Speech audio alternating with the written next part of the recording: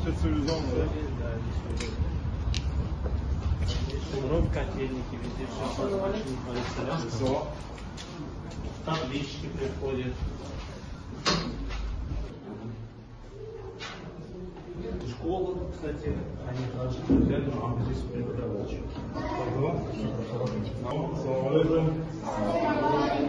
Молодцы. Ма, держи. Ма.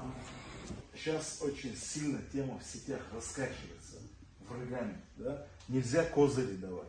Надо в этом плане на пятничная ходьба будет, да, то есть донести мысль, не ведитесь на провокации.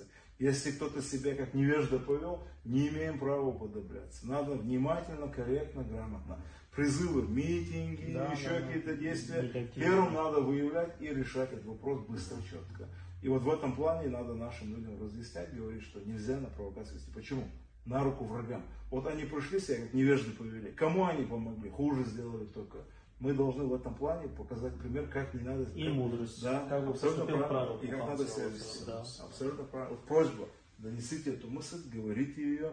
И надо вот не вот это запоминать, то, что кто-то пришел и не знает, как себя вести надо.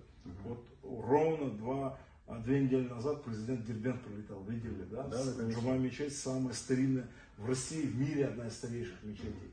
Уважительно, внимательно. Вот пример пусть берут.